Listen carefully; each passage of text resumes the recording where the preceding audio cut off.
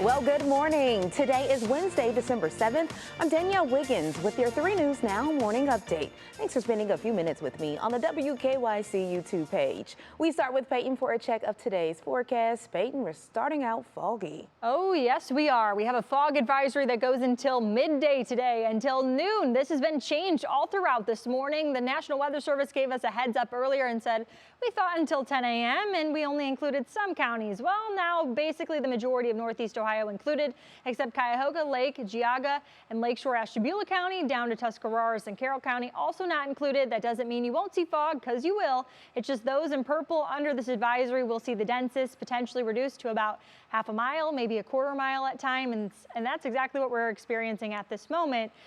Delyria down to about quarter of a mile. Same thing in Mansfield. Akron Canton seeing a little bit of improvement from the past few hours. They are at about 2 miles of visibility. Pack the patience if you have to head out early this morning on a commute. Make sure you are slowing down because kids are at the bus stop this time of the day.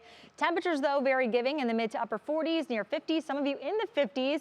That includes 51 Akron Canton, 51 also in Dover, almost 50 in Youngstown. And we'll keep with that trend as we head through the day. Here are some conditions courtesy of our ODOT cameras. This is 77 at 62 down in Canton 2.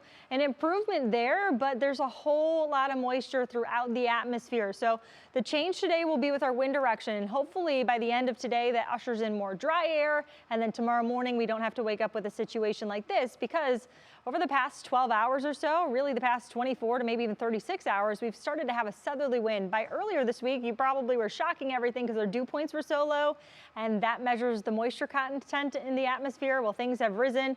Our high temperatures going to be in the mid to upper 40s today. We will see the cloud cover regardless of the mist and drizzle this morning and the fog. It'll start to break by about the middle of the day, but the clouds will hold on. And why is that? We've got a stationary front that's just parked to our south, so heavier rain through Kentucky, Tennessee, all the way up through West Virginia, back a little bit closer to Arkansas too. This was trying to lift back and forth, but as a stationary front does, it doesn't ebb and flow all too much. It really stays in one location. So we are riding the line between warmth and cold. Check out Minneapolis, close to 20 degrees right now. Chicago in the upper 30s. We're still in the 40s, closer to 50, like Louisville right now at 56. Atlanta not too far off from 60, and Memphis, where they're actively experiencing rain, around 70 degrees. So it's been pretty nice when it comes to our temperatures. What happens when we go through your National Zymer hour-by-hour forecast for the rest of today, cloud cover-wise and rain-wise? Well, a few sprinkles through about midday today. I think we really tossed that chance out as we head through the second half. Our visibility will also start to fluctuate too, but by the middle of the day, temperatures still in the mid-40s, near 50 degrees, and perhaps even closer to 60. This model wants to pick up on near Dover because of that southerly wind with a stationary boundary there.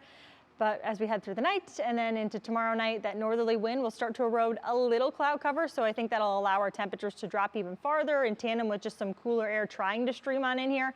So tomorrow morning, perhaps waking up to some zones in the mid to upper 30s. In your Union Home Mortgage extended forecast, near 50 today, low 40s tomorrow, back in the mid 40s. We've got a parade in town tomorrow celebrating some Cleveland footballers, and I think it's a pretty decent forecast for them too as they head on out, Danielle. I think they take this over this morning's fog. You think so? Yeah. Right. I think so. We'll have more on that story in just a moment. Thank you, Peyton. And new overnight, a teenager has been shot at a Cleveland recreation center. So here's what we know so far. Police say a 17-year-old boy was shot multiple times at the Earl B. Turner Rec Center. It's on Miles Avenue on the southeast side of the city. There is no word on the teen's condition. Police have not yet provided any details on the circumstances of the shooting or information about a suspect. This is a developing story, and we will continue to keep you updated as information becomes available.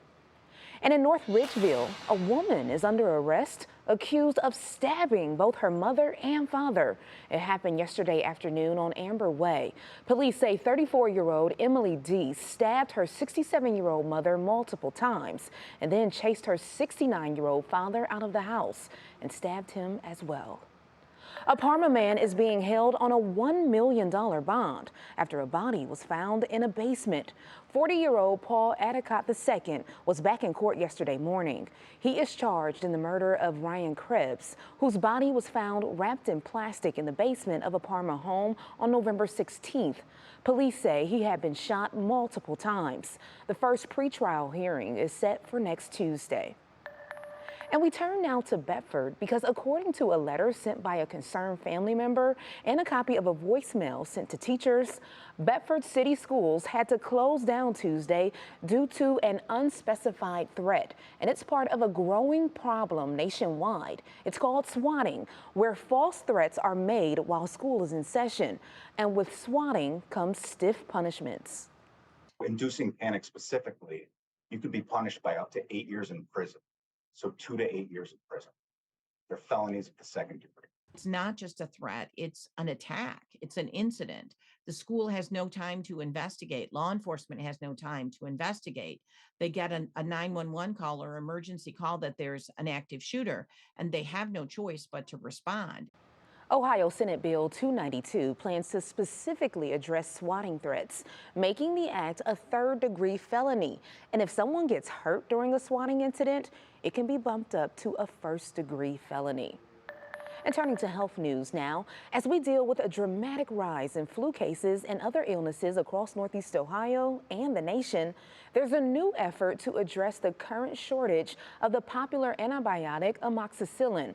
A bipartisan group of lawmakers, including Ohio Senator Sherrod Brown, is urging the FDA and the Secretary of Health and Human Services to take action in order to shore up the nation's supply chain for critical medication. Challenge is that it requires some more work from both doctors, pharmacists, and families, and then frequently delays related to the ability to get these medicines into these kids. Senator Brown is also urging Congress to pass the PREPARE Act, which would require the Secretary of Health and Human Services to identify and maintain a list of essential generic medicines. Okay, now check this story out because a Euclid man and his two brothers are charged with receiving millions in COVID relief funds after creating 70 fake businesses. According to court records, the three created the fake businesses and applied for 47 loans. Authorities say the brothers received a total of $7 million in funds. All three men are charged with conspiracy to commit wire fraud, and aggravated identity theft. And this week, Richmond Heights police are giving away free gun locks as part of an effort to promote responsible gun ownership. The initiative features Protect Child Safe locks, which can be placed around the weapons to prevent them from being discharged by accident. The free locks are available through Friday at 8 a.m. to 4 p.m. at the Richmond Heights Police Station. And today marks 81 years since the bombings on Pearl Harbor. The attack killed 2,403 Americans back in 1941. Avon Lake's Learwood Middle School will hold its annual Pearl Harbor Remembrance event with guests and speeches from students. The Avon Lake American Legion Post 211 will be in attendance. There will also be a 21-gun salute. Okay, let's end this 3 News now with some good news because after winning their first ever state championship, members of the Glenville High School football team are continuing to celebrate, and yeah, the entire city is behind them. Tomorrow, the city of Cleveland will host a championship parade for the Tar Blooders. It will kick off at 10 with a team rally and victory party following at 11. So it starts at Glenville High School and will travel to Cleveland Public Hall, following St. Clair Avenue to Ontario Street, then to Lakeside Avenue. Congratulations to them.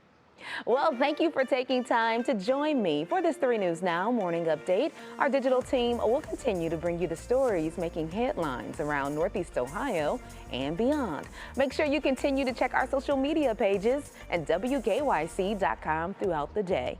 I'm Danielle Wiggins, and I'll see you tomorrow morning on Go, starting at 4:30 a.m. Have a great day, everybody.